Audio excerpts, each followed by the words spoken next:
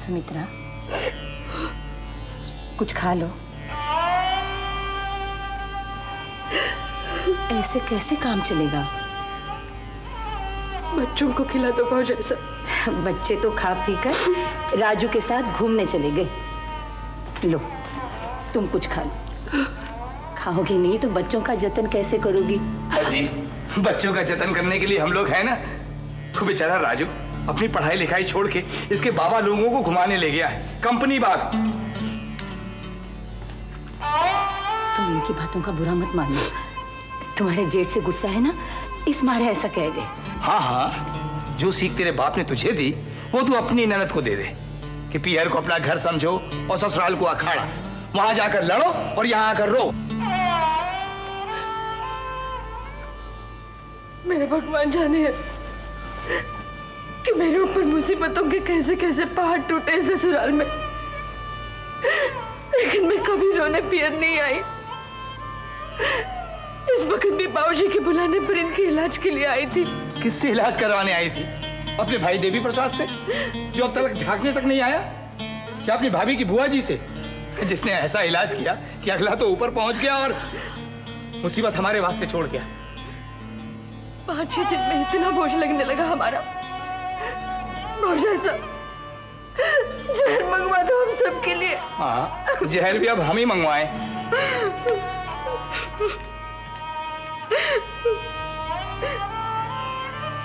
इस अनपढ़ भागन के बच्चों का क्या होगा भाव जैसा? बच्चों का क्या होगा? कानूनी कार्रवाई से अब तो काम बनेगा दादाजी। मैंने वकील की सलाह कर ली है। अरे प्रेमा, मैं तुम लोगों के हाथ छोड़ता हूँ।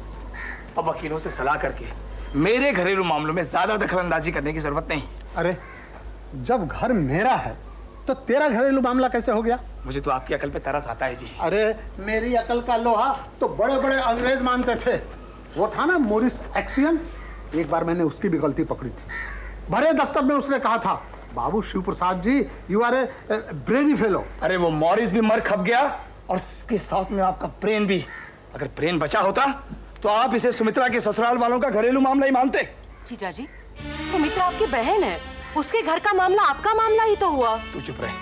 आधी आग तो तूने उस टाइम लगाई थी जब तू सुमित्रा को यहाँ लाई थी, और आधी आग तूने उस लोफर कुमार को सुमित्रा के जेठ के पास भेजकर लगाई। बाबूजी, आप भी कान खोलकर सुन लो। सुमित्रा के आदमी का दाह संस्कार तो मैंने कर दिया।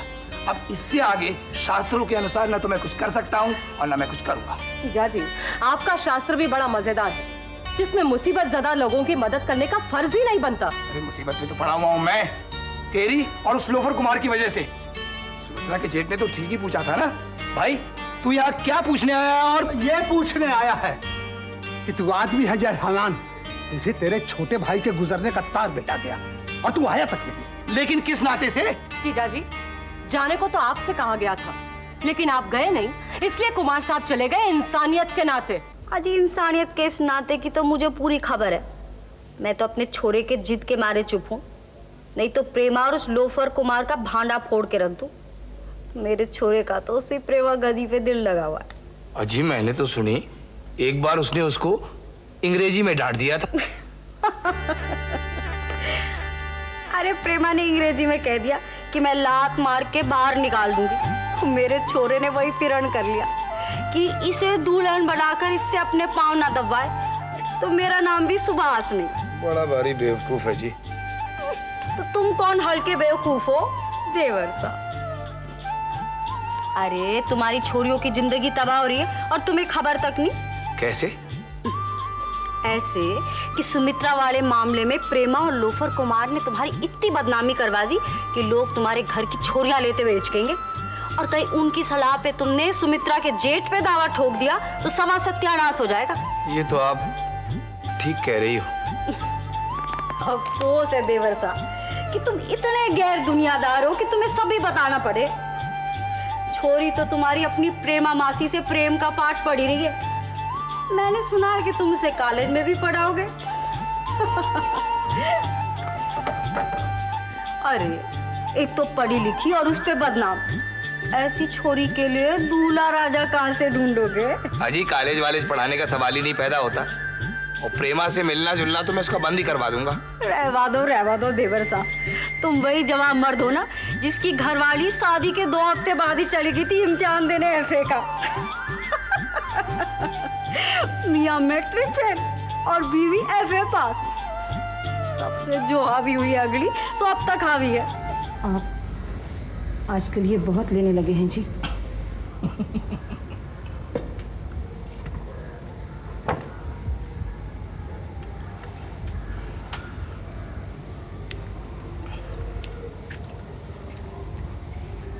ताकत की दवा ज्यादा लेने में क्या हर्ज है? इसे ना लूं तो तुम लोगों की बेवकूफियां कैसे बर्दाश्त करूं? देव की भौजाई ने इतना अच्छा रिश्ता सुझाया है, तुम लोग हो चुप बैठे हो। बाबूजी लड़के के बारे में पता कर रहे थे जी, और प्रेमा कह रही थी कि कुसुम अगर पढ़ लिख कर नौकरी में लग जाए तो उसके लिए इससे भी अच्छे रिश्ते आ सकते हैं। हमेशा अपने मायके वालों की सुनती है, मेरी नहीं। बाबू शिव प्रसाद, यूं माथा पकड़ के बैठे रहने से काम नहीं चलने का। आप अगर मेरी राय मानो तो फौरन वकील को बुला लो। तो सलाही आपकी मानी जाती, इसीलिए होता है बेड़ा गर्क। तू बुजुर्गों के बीच में मत बोला कर भैरव। जब बुजुर्ग बच्चों जैसी बात करने लगे तो बोलना ही पड़ता है। कानून की लड़ाई लड़ने को कह रहे हैं और चुप कर। मुझे तो आप लोगों से न बोलने का शौक है न कुछ सुनने का। बाबूजी क्या है? फार्म पर दस्तखत कर दीजिए। फाड़ कर फेंक दे इस फार्म को, मुझे नहीं कराना तेरा कॉलेज वॉलेज में दाखिला। पर प्रेमा मौसी कह रही थी। बाढ़ में गई प्रेमा मौसी, जा अंदर जाके माँ के काम में हाथ बटा। बाप की समझ में ये नहीं आ रहा है कि इतनी सी तनख्वाह में इतने सारे लोगों को किस तरह पालेगा, और बेटी को कॉलेज जाने की सोची। पर प्रेमा मौसी कह रही थी मुझे वजीफा मिलेगा। कोई जरूरत नहीं है प्रेमा मौसी की बात सुनने की। जब सुमित्रा बहन जी के जेठ को चिंता नहीं है 13वीं की, तो दादाजी आप क्यों करते हो चिंता? मत कीजिए 13वीं। अरे यूं क्यों नहीं कहती है कि शिव प्रसाद जी, आप भी हमारे बाबूजी की तरह धर्म कर्म को लात क्यों नहीं मार देते?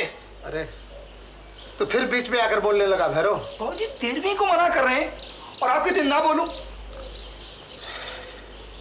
मुरली 13वीं तो करनी ही होगी। चाहो जो करो, लेकिन इतना समझ लो, सुमित्रा और उसके बच्चों को न तो मैंने यहाँ बुलाया है और न ही मैं उन्हें यहाँ रखूंगा। बच्चों का क्या होगा? अब सब ठीक हो जाएगा सुमित्रा।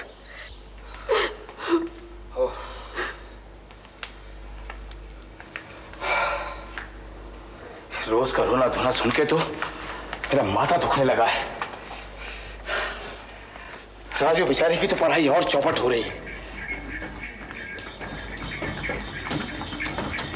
काम लगा दो क्या? अरे अगले के मरने से जो मेरे सर में दर्द पैदा हुआ है ना, उसमें तेरा पाम कुछ काम नहीं करेगा। अम्मा अम्मा, देवी काका जी आ गए। तो अम्मा क्या करे? आरती उतारे। प्रणाम बाबूजी।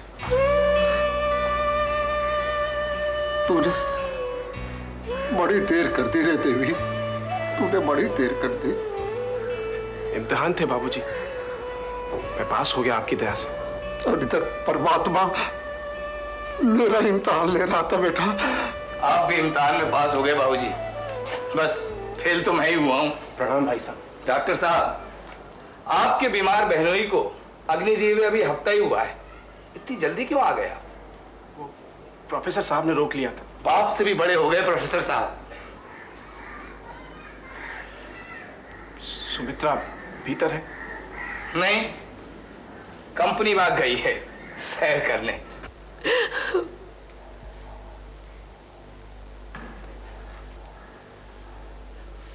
भाई साहब, भाई साहब,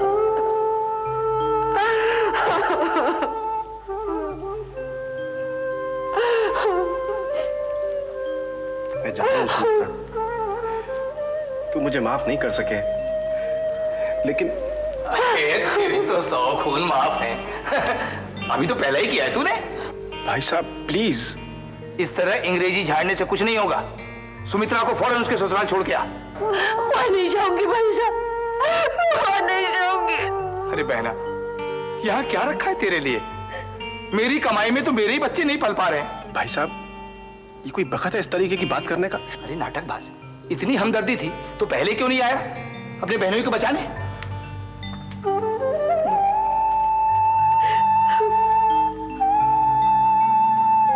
अब चलकर कुछ खा लो। नहीं भौजाई साहब, मैंने ट्रेन में खाना खा लिया था। घर का खाना तो जहर है इसके लिए।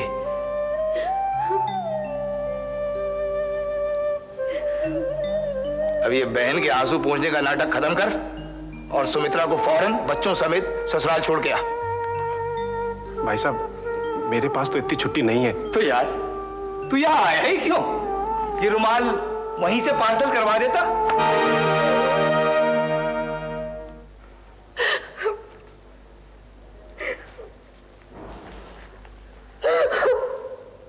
अब तो देवी का ही भरोसा है। वो यहाँ आकर रहने लगेगा तो फिर से हरी हरी हो जाएगी हरिहर प्रसाद जी की हवेली। मैं इस हवेली की मरम्मत और रंगाई पुताई करवाकर उसके लिए यहीं खुलवा दूंगा दवाखाना। फिर सुमित्रा और उसके बच्चे। अगर आपको ख्याली पुलाव पकाने से फुर्सत मिल सके तो बाबूजी आप मेरी भी सुन लीजिए। आपका लायक बेटा देवी तो इतनी भी छुट्टी लेकर नहीं आया है कि अपनी बहन सुमित्रा को उसके ससुराल छोड़ने जा सके। देवी, ओ देवी। जी बाबूजी। बेटा तो कितने दिनों की छुट्टी लेकर आया है? बाबूजी, मुझे हद से हद तक परसों चले जाना होगा। एक पर्चा लिखना है प्रोफेसर साहब के साथ मिलके। बेटा, ये तुम्हारी लिखाई पढ़ाई कब तक चलती रहेगी? मैं कब से सपना देख रहा हूं कि तू यहाँ आकर प्रैक्टिस करेगा और फिर से हरिहर प्रसाद जी की हवेली और कुंडवे की किस्मत चमकेगी। बाबूजी, प्रोफेसर साहब चाहते हैं कि मैं रिसर्च करके दुनिया में नाम कमाऊं। उनका सपना मेरे सपने से टकरा रहा है बेटा। सपने इनके टकराते हैं, चकनाचूर मैं होता हूं। अबे तुझे अगर परसों ही जाना है तो अभी निकल जा। मसूदा कौन सा दूर है?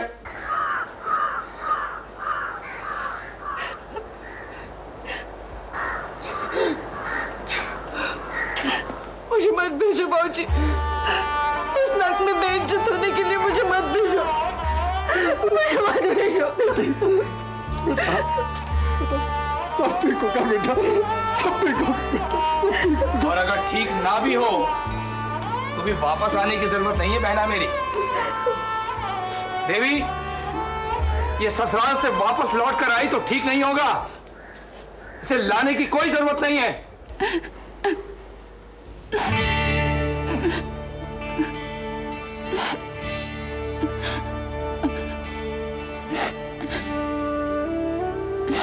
अभी तक फॉर्म भरकर नहीं दिया तूने?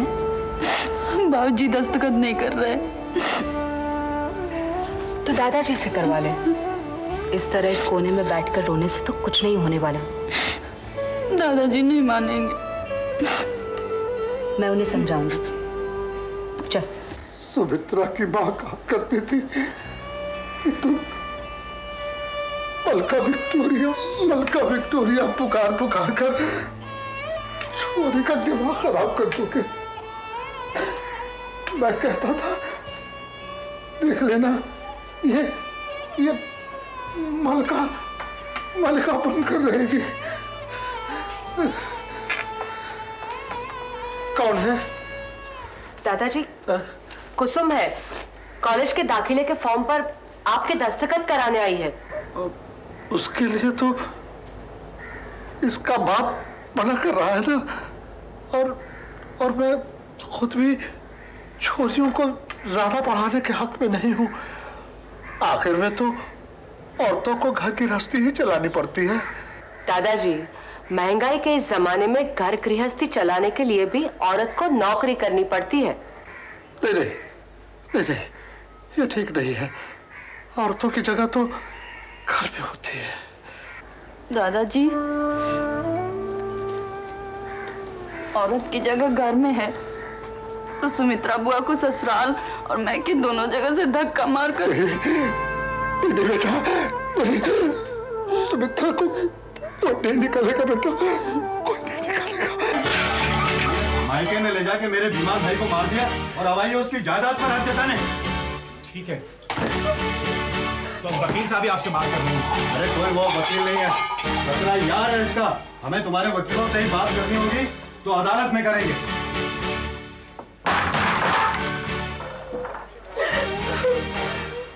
चल सुमित्रा।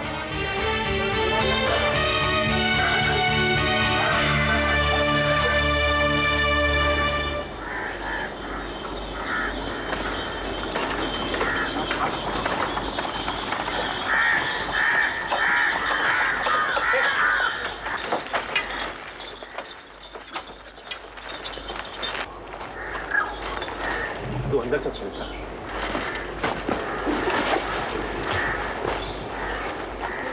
मैं पूछता हूँ तू चली कैसे है? भैया रुकना, अभी वापस चलना है। तू कहाँ जा रहा है? मैं इसी तांगे से बस स्टैंड चला जाता हूँ भाई साहब। तू मुझे पहले ये बता कि तू इन्हें वहां छोड़ के क्यों नहीं आया? कैसे छोड़ के आता भाई साहब, ये मेरी सगी बहन है। अरे तेरी सगी बहन है तो साथ लेता जा। मैं तो हॉस्टल में रहता हूँ भाई साहब। तू भाई घर किराए पे ले ले, किसने रोका है तुझे? दिल्ली में किराया बहुत ज्यादा है भाई साहब, मैं आपको वहां से पैसे भिजवा दिया करूंगा सुमित्रा के लिए। हर छठे छमाई 4 पैसे भिजवा देगा और सारी दुनिया में ये कहता डोलेगा कि अपनी विधवा बहन और उसके बच्चों को मैंने पाला है। मैं कहता हूँ फिर तो वापस छोड़ दिया। मैं आपके हाथ जोड़ती हूँ जी, कुछ तो सोचिए, लोग क्या कहेंगे? लोग तो कह रहे हैं तेरी बहन प्रेमा और मेरी बहन सुमित्रा ने मिलकर ऐसी थू कराई है कि मेरी बेटी कुसुम के लिए अब किसी तलाकशुदा का रिश्ता भी नहीं आएगा। मैं आपके हाथ जोड़ती हूँ, मत कीजिए। हाथ मेरे मत जोड़, जाके अपनी बहन प्रेमा की जोड़ जा। प्रेमा क्या कोई समझौता नहीं हो सकता सुमित्रा के जेठ से?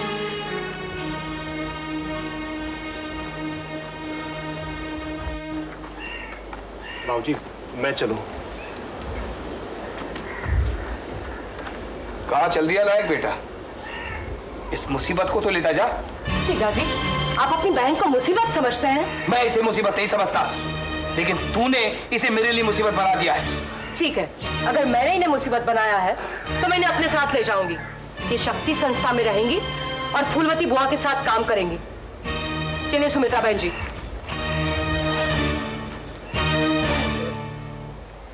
भैरव की तो जुबानी कड़वी है।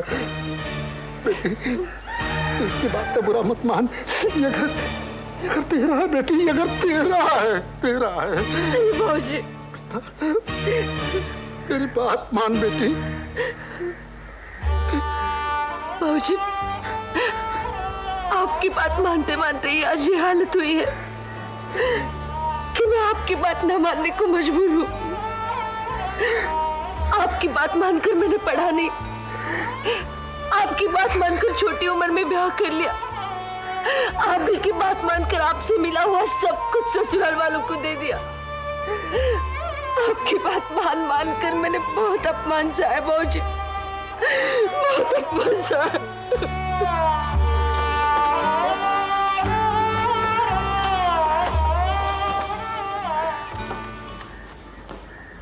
नाटकबाज हैं सारे के सारे।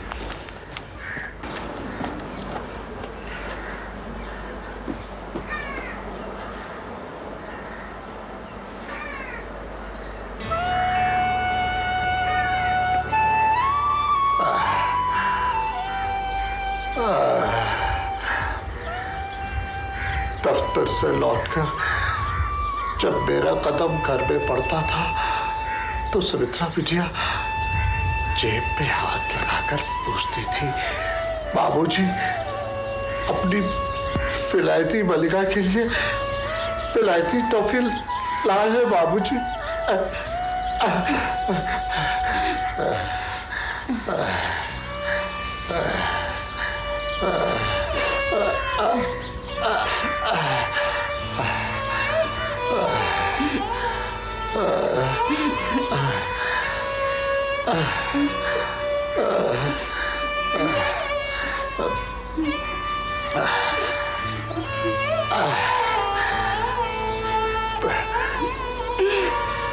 बिटिया, जीती रहा बिटिया, जीती रहा बिटिया, बिटिया। तू अपने कॉलेज के दाखिले का फॉर्म ले आ, मैं दस्तखत कर दूंगा।